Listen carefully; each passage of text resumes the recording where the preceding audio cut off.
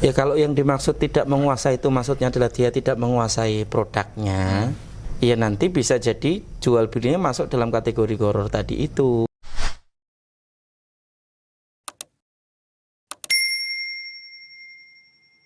Oke, assalamualaikum warahmatullahi wabarakatuh. Waalaikumsalam warahmatullahi wabarakatuh. Alhamdulillahirabbil alamin. Wassalatu wassalamu ala Rasulillah wala haula wala quwata illa billah. Kembali kita bersama BBM bincang-bincang muamalah.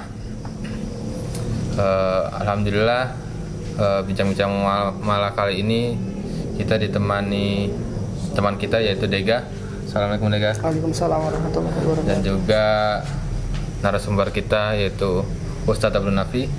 Assalamualaikum Ustadz. Waalaikumsalam warahmatullahi wabarakatuh. Kali ini kita akan membacakan pertanyaan dari kawan kita tentang muamalah.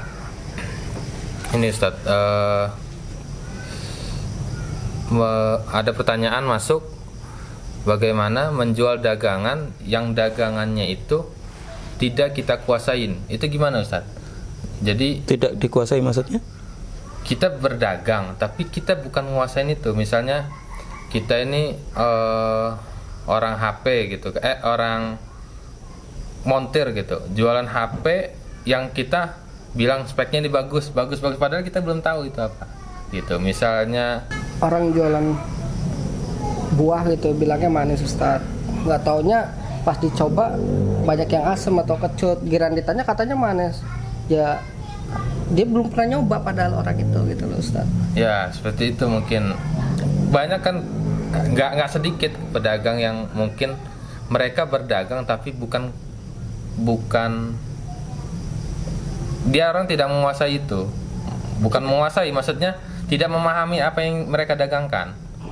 Asal-asal ngomong, oh ini bagus, oh ini manis, oh ini, padahal dia orang nggak tahu itu bener bagus apa enggak. Misalnya dagang lemari ini kayunya kokoh, padahal dia orang nggak tahu itu benernya kayunya itu yang apa, tipe yang mana, KW1 apa KW2 gitu kan, banyak yang seperti itu. Itu gimana Ustaz? Ya kalau yang dimaksud tidak menguasai itu maksudnya adalah dia tidak menguasai produknya, terkait dengan produk knowledge-nya itu, apakah kemudian dia memahami itu atau tidak, ya nanti bisa jadi jual belinya masuk dalam kategori gharar tadi itu. Dibilang bagus padahal sebenarnya tidak bagus karena dia sendiri tidak mengetahui mana yang bagus dan mana yang tidak. Kemudian mengatakan bahwa ini baik ternyata nggak baik, ini berkualitas ternyata nggak berkualitas, karena dia sendiri juga tidak memahami mana yang berkualitas dan mana yang tidak. Nah kalau yang seperti itu nanti jadinya jual belinya bisa mengandung gharar yang itu berpotensi menjadikan jual belinya batil, jual belinya tidak sah gitu maksudnya. Dan ini bagian dari yang juga penting untuk diperhatikan, karena memang salah satu di antara hal yang harusnya dihati-hati di dalam berjual beli adalah berhati-hati dari unsur gharar apapun itu ya.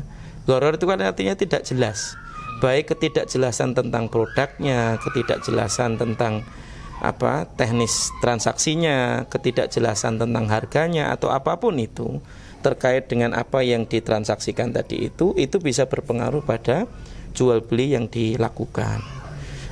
Makanya salah satu di antara yang kemudian harusnya difahami itu adalah produk yang diperjualbelikan tadi. Jadi memang dia harus memahami produknya itu, kita jual itu status produknya itu seperti apa, bagus atau tidak. Kalau memang baik ya dibilang baik, kalau memang tidak ya dibilang tidak. Atau misalnya ini bilangnya tidak tahu, misalnya pokoknya saya cuman bantu jualin kawan aja, misalnya sampaikan apa adanya. Nanti pembeli yang kemudian akan menilai barang tadi. Nah ini akan jadi masalah kalau kemudian ternyata dalam kasus jual beli online, ketika kemudian bilang dia sendiri nggak paham produknya, bantu jualin atau dropshipping aja, ternyata ketika barangnya tiba secara quality nggak bagus misalnya, itu masalah. Apalagi sekarang kan model, misalnya yang kain ya, saya kan pengalaman kain itu kan banyak bener modelnya Ustaz. Betul. Nama yang misalnya Wolfish aja ada grade-grade-nya. Tingkat-tingkatnya itu. Kadang-kadang saya dulu itu cuman misalnya Wolfish itu paling ada Wolfish biasa atau Wolfish premium, cuman itu aja. Sekarang tuh alangkah banyak. Jadi waktu dulu saya terjun di jualan marketplace tahun 2017 masih cuman beberapa tipe. Sekarang pas saya coba jualan lagi marketplace, pas ini kata orang ini bukan ini, waduh salah berarti saya sekarang. Udah beda padahal dulu bahasanya itu. Betul, memang apalagi dengan perjalanan waktu kadang-kadang dengan perkembangan produk, varian produk yang lebih banyak, kan otomatis ada informasi-informasi baru yang kadang-kadang kita tidak ikuti itu. Makanya ketika kemudian kita memang menjual barang, ya sebaiknya kita sampaikan yang saya tahu begini, misalnya ini produk karena saya juga belanjanya dulu, misalnya ini stok lama, begitu. Kalau yang dimaksud adalah stok baru dengan spesifikasi begini, bisa jadi ini, bisa jadi bukan, karena saya juga belum tahu. Misalnya sampaikan, kalau jujur seperti itu mungkin kan pembeli juga lebih legowo ketika ternyata kemudian yang dibeli itu tidak sesuai yang diinginkan. Tapi paling tidak di situ ada kejujuran ketika kemudian kita menyampaikan tentang produk yang kita jual tadi. Dan memang ya tadi, ya segala sesuatu itu kan ada ilmunya ya, termasuk kita berdagang pun juga ada ilmunya.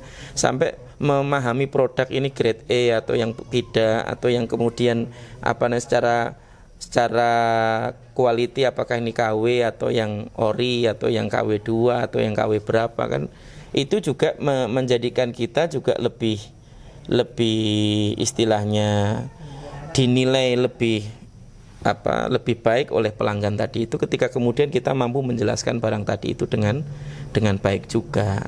Apalagi untuk barang-barang tertentu yang memang istilahnya spesifikasinya itu banyak gitu ya.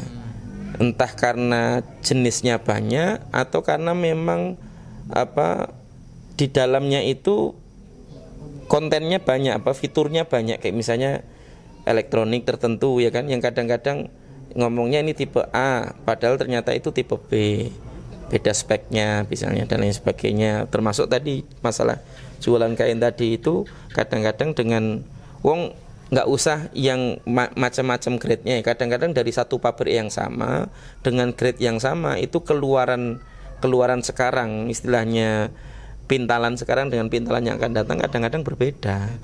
Termasuk warna saja yang kadang-kadang warnanya istilahnya misalnya hijau saja. Hijau ketika keluaran pertama dengan keluaran kedua aja kadang-kadang bisa berbeda. Dan itu yang kadang-kadang kita ya perlu jelaskan kepada pelanggan bahwa ini sebenarnya sama, cuma memang dari pabriknya sudah berbeda seperti ini. Ada semacam gradasinya yang warnanya nggak sekuat atau nggak setua yang sebelumnya, atau bahkan lebih tua atau lebih gelap dari yang sebelumnya. Ya, itu kan sesuatu yang ya namanya dikerjakan oleh manusia kan bisa jadi berubah. Yang dikerjakan oleh mesin saja juga tidak sepenuhnya sama. Dan ini bagian dari yang juga penting untuk didudukkan. Wallahu a'lam bishawab. Terus kalau menurut yang tadi itu dia nggak ngerti nih spesifikasi barang yang dia jual itu masuk nggak sih Tat? Dia itu termasuk ke dalam berdosa atau pembohongan? Katanya pedagang yang, saya lupa dalilnya itu kayak mana, intinya kalau yang pedagang itu banyak kan mereka itu melakukan sumpah palsu gitu, itu masuk nggak sih Tat? Iya. Ya begini, nanti tinggal dia itu tidak memahami itu, dia menjelaskan bahwa dia tidak paham juga.